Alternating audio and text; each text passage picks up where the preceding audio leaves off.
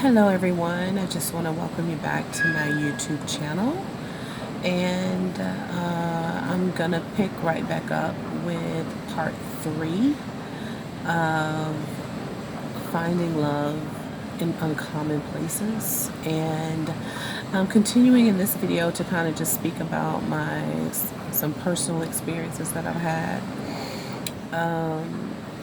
So in the previous video I was speaking to you about the church hurt thing, and I just wanted to add a few more comments about that before I move on to the second incident that I went through that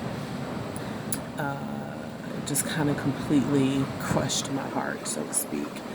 So, as I stated, with that particular situation, like nothing in my life would have prepared me for that level of heartache, heartbreak.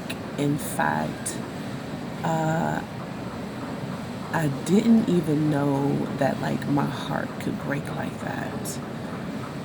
I'm a person that I really haven't been in a whole lot of relationships, which is, I guess, kind of where you usually get your heart broken.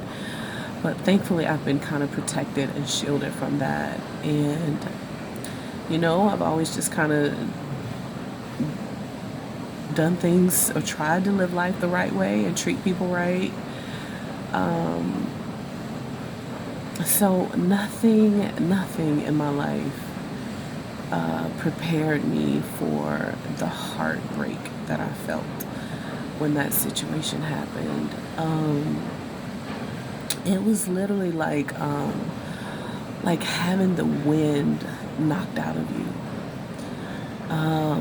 It left me like gasping for air, gasping to breathe. It was unlike anything I've ever experienced before in my life. The depth of that pain was so raw and so painful and traumatic. So the only other way I could describe it is like it was like it's like somebody took my heart and stomped on it, kicked it, crushed it, and then put it back in me and said, now live. It was that kind of pain. And there's no way you can live with a broken heart. You can just, I think what I've done is just survived it, just tried to survive it. And in the same breath, having to trust God to heal my heart. So, yeah, I just kind of wanted to add that little piece because it really did blindside me. It really blindsided me because you just expect in certain places with certain people they would always do the right thing, but I found out that is not necessarily the case. Again, I'm not condemning all Christians. I believe there's good and bad in everything. And although I haven't been consistently in church, I did not leave God. It is because of God that I have been able to survive these past 7 years. And I still love it. I still miss it. I miss not going to church. I miss not being connected. And yet, as I stated before, I'm in a place where I don't know who to trust. My trust has been completely severed and broken. So I'm just trusting the Lord right now. And neither do I wish any harm on anyone. That's just not who I am. Things happen, unexplainable things. And yet in the midst of it, even when bad things happen to you, you just got to trust God that something good is going to come out of it. And I do. I really do. And I'm really grateful for the fact that now, I can relate to people who have experienced church hurt and who no longer go to church or no longer believe in God. It's a part of my testimony that I pray one day I will be able to reach out to those people and convince them of God's love for them, in spite of how they may have been treated or mishandled by His people. So I look forward to the day when I can share my testimony and help them to come back into the fold. That's important to me. Okay, so the second incident involving betrayal is just, I guess the betrayal of those close to me, including family members. Nothing could have prepared me for that either.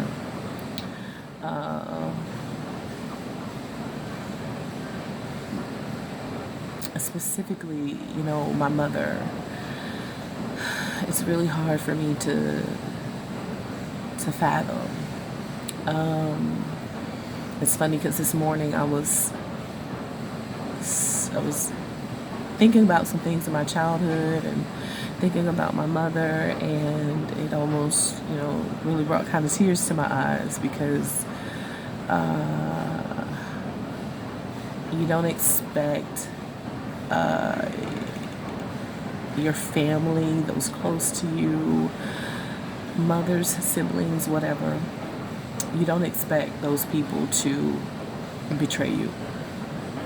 Those are the people that you think will be on your side forever. I mean, like, that would always be in my corner. And because my relationship with my mother has not always been bad. I mean, my mother was a really good mother.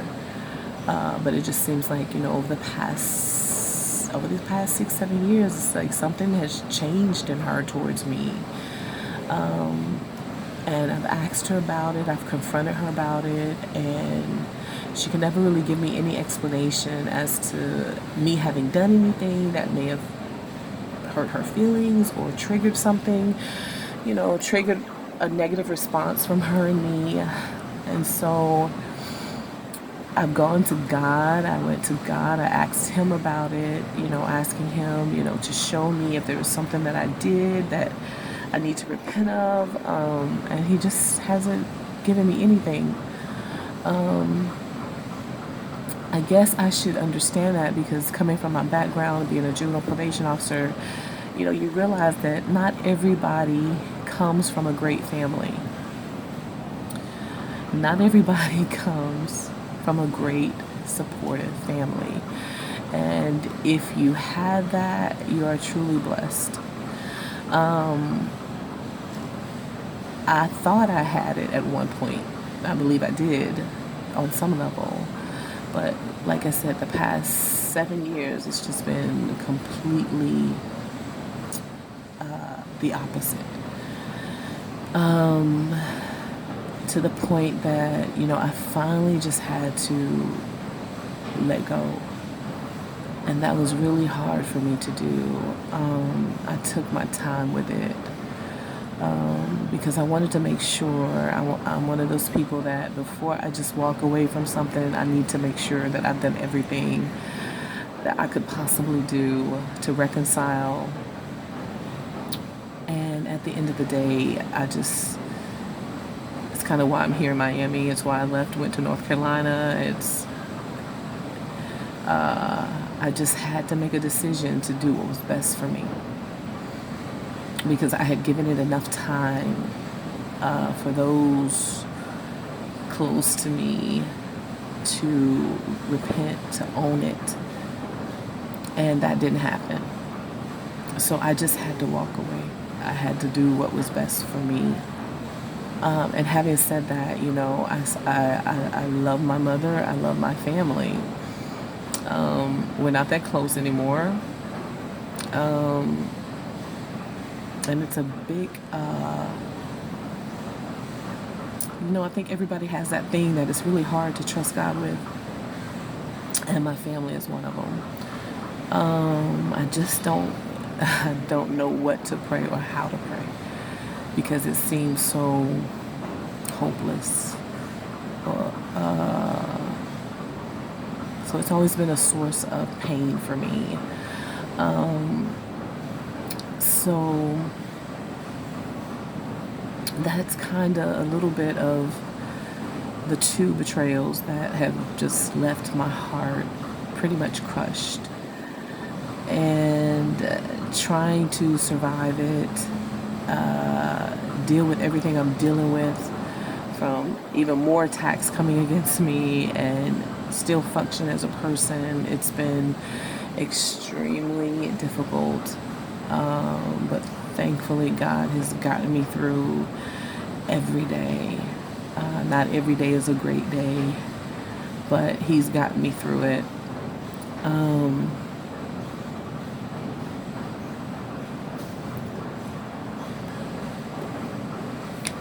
So, I mean, having said that, the situation with my mother, I don't want to make it seem like we're not at odds. I mean, we speak, we communicate, we text. I call her, she calls me.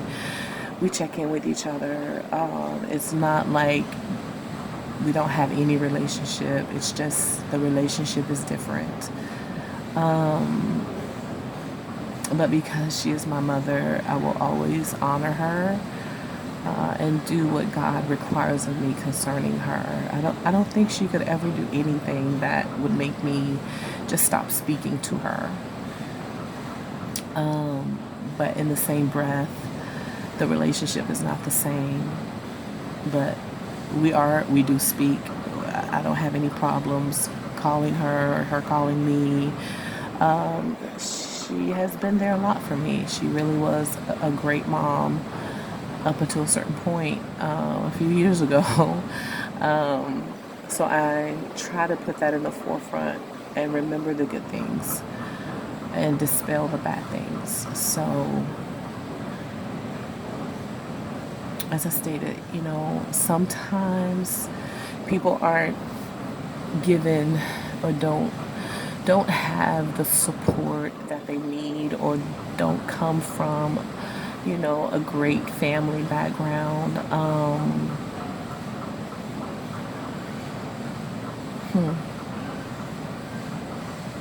And so the place where you should receive unconditional love and acceptance, where you should feel safe and protected, that doesn't always happen. So I guess the way this connects with finding love in uncommon places is, sometimes you would think that would come from your family, but it doesn't always for some people. It may come through friends, it may come through a supportive mentor, or someone else that God puts in your life that may not even be a blood relative. And I have found that home, family is where you feel loved, is where you feel safe, is where you feel protected, is where you can let your guard down, and be you. And if that doesn't come, or if you didn't receive that through your natural family, then I do believe that God has people lined up that will give you that, although they may not be blood relatives. So I think family and home is where you're loved, irregardless to DNA.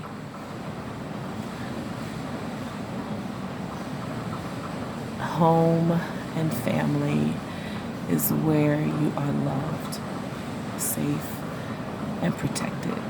And it can come from someone or a group of people that you did not anticipate. Thanks for listening.